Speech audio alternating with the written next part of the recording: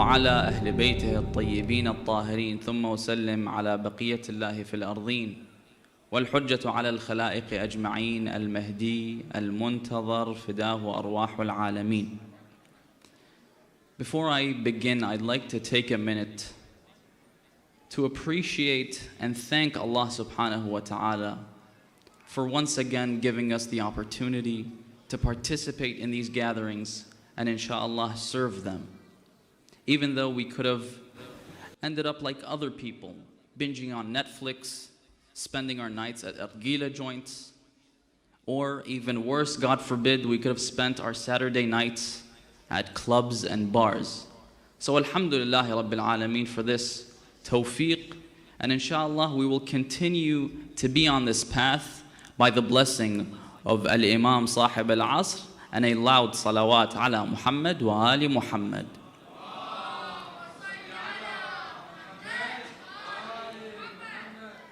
So picking up from where I last left off last year, we spoke about bulugh, ijtihad, and taqleed. I'm sorry, it's audacious of me to even bring up these topics in front of scholars, but I think it's beneficial and it's crucial. Now we get to the topic of salat.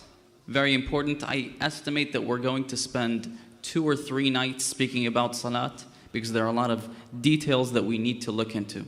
So the first step is to understand which prayers are an obligation and which of them are not. As you know, salat is either recommended or wajib, mustahab or wajib, recommended or obligatory. So according to the general consensus among scholars, the obligatory prayers in the time of the occultation of the Imam falls into 5 groups. And the reason why they differentiate is because there are some prayers like Salatul Eid. There's a general consensus that Salatul Eid is not an obligation in the time of the occultation of the Imam.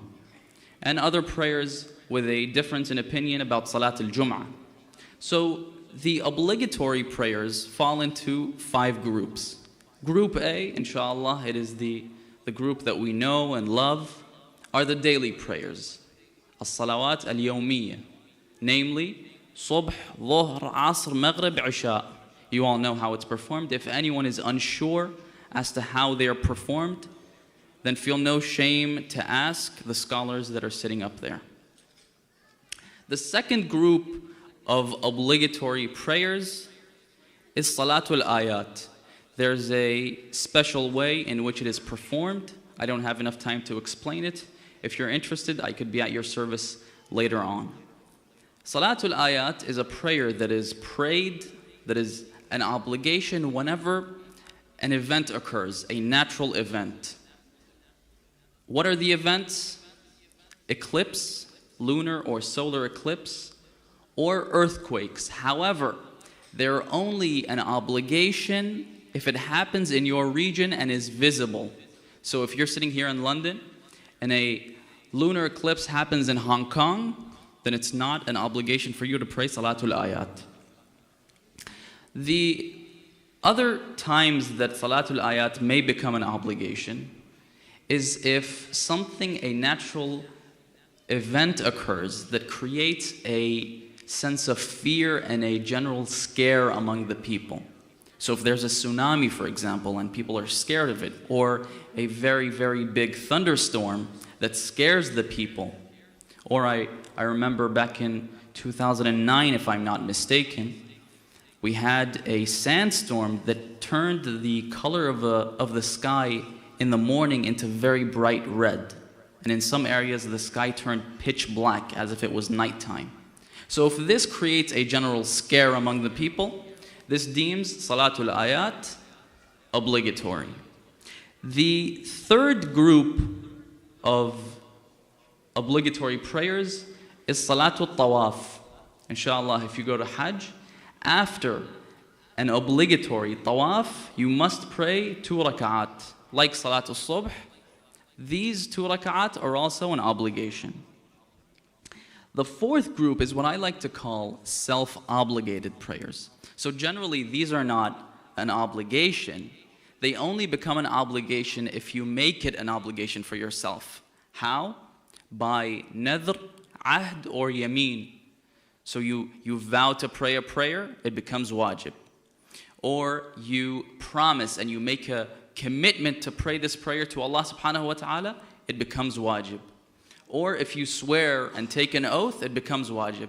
Alongside this is salatul istijar. A next of kin to a deceased person pays you to pray the prayers of the deceased person. If you accept this payment, his prayers will be an obligation upon you.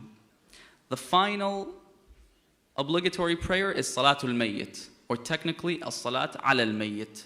After the deceased person is washed in the proper manner and is clothed in their kafan, they're brought and they're prayed upon before burial. This is also an obligatory prayer. Again, this is performed a little bit differently. If you're interested, I could be at your service. Sallu ala Muhammad wa ali Muhammad.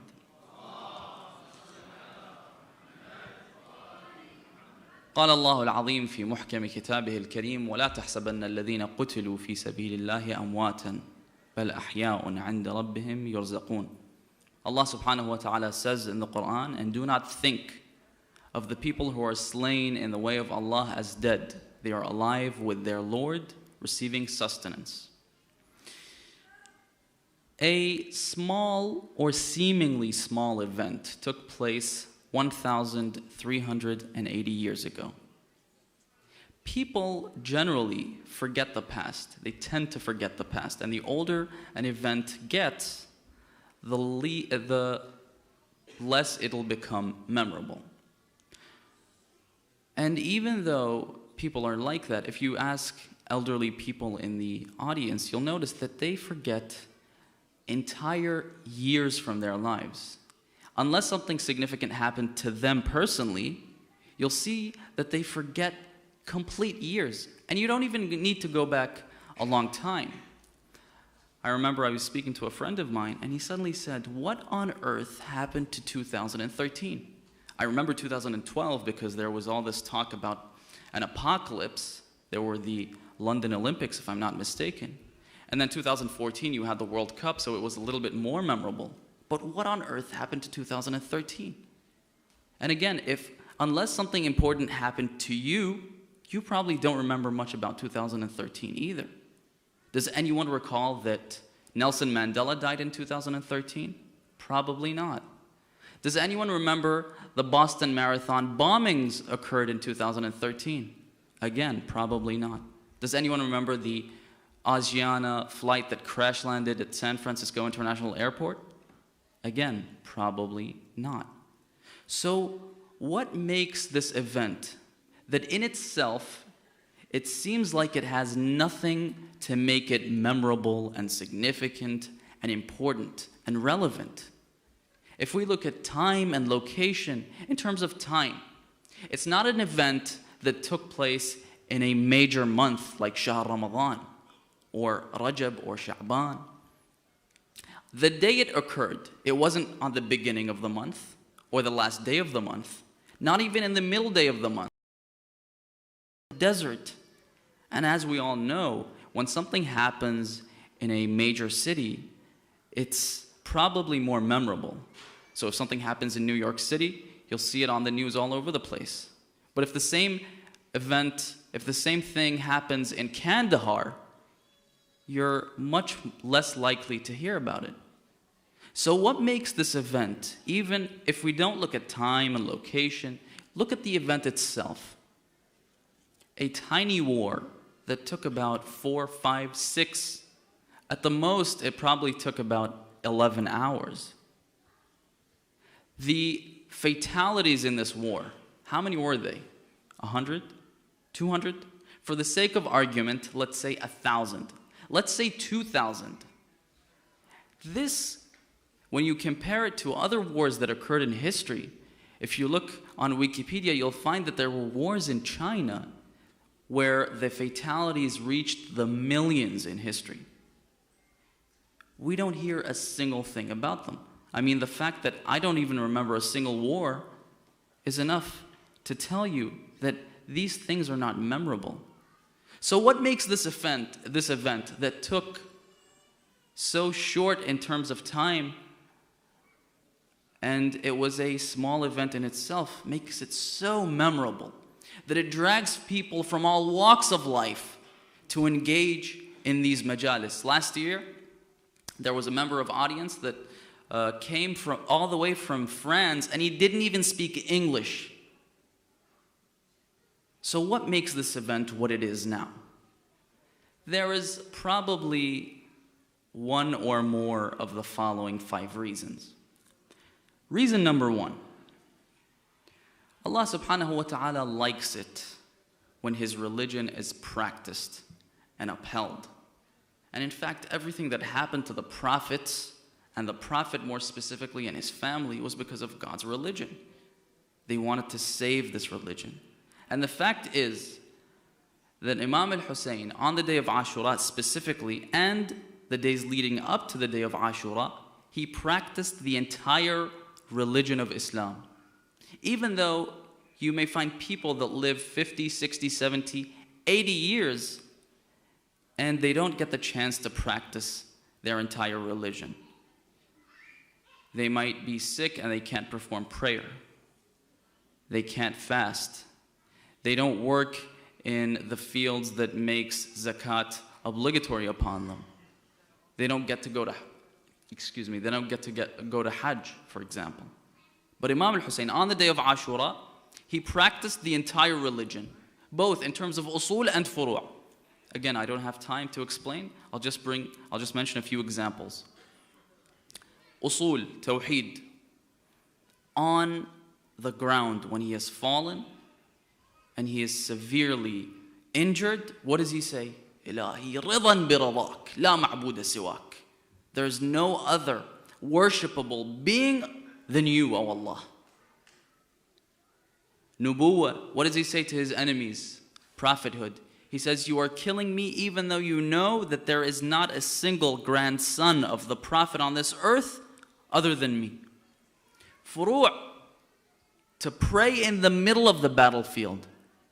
Make no mistake, this war was different to what we see these days in Hollywood movies. The Imam wasn't wearing a Kevlar helmet and a bulletproof vest. It was a face-to-face war. You stop, you get killed. And the list goes on and on and on. One fact that I forgot to mention in terms of adala, how the Imam practiced justice in the battlefield or on the day of Ashura. One historical account says that the Imam bought the land of Karbala from its owner because he didn't want anyone to claim that the Imam planted his tents in a land that was stolen. And the list goes on and on. So this makes it a great event. Allah wishes to make His religion great, and He wishes to do this with the day of Ashura. The second reason why Ashura is memorable is because of all the extraordinary factors in Ashura. I don't have a lot of time. One thing that was amazing about Ashura were these people, the children, the people that sacrificed themselves for Imam al-Hussein. But I'll only speak about Hur. It's amazing what he did. Even though he is wealthy, he is the head of his clan, he is a commander in the army. Not only did he defect to the army of Imam al-Hussein because the Imam was on the side of truth, but the fact that he defected to the camp of Imam Hussein even though he knew he was going to get killed a few hours later. He knew he was going to be defeated. This is amazing, isn't it? The other reason could be because the fact that Imam al-Hussein was on the side of truth, this in itself is great. Allah subhanahu wa ta'ala says in the Quran, إِنَّ الْبَاطِلَ كَانَ زَهُوقًا. Even though it seems like that falsehood is going to be victorious, it's not like that. God's law is that Truth will always prevail over falsehood. This is God's rule. This is God's law. The fourth reason could be because of God's will and testament. The fact that Allah subhanahu wa ta'ala wishes to make this event great, even if you don't take into consideration the other factors. God wishes to make something great. I may have mentioned this last year, I'm not sure. Back in the end of the 19th century, there was a millionaire back then, I think in the US. He wanted to develop the first plane. And he had all the scientific backing.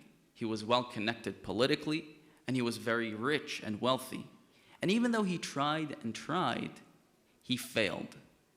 Who was the one that was successful in flying the first plane? The Wright brothers. Even though they had nothing to make them great or make them develop the first plane. So this shows you that Allah wishes and wants to make this thing great. And He does that. And the list goes on and on. If you look on the internet, you'll see how we talk about they talk about some inventions that they came up by chance. The fact is that God wanted this to be a great thing, to make this memorable. And the fifth and final reason is because this battle took place under the leadership of an infallible imam. This in itself is an important thing. When you look at history, there were other revolutions that wanted to install justice, like Zayd al-Shahid, the Tawabin, and others.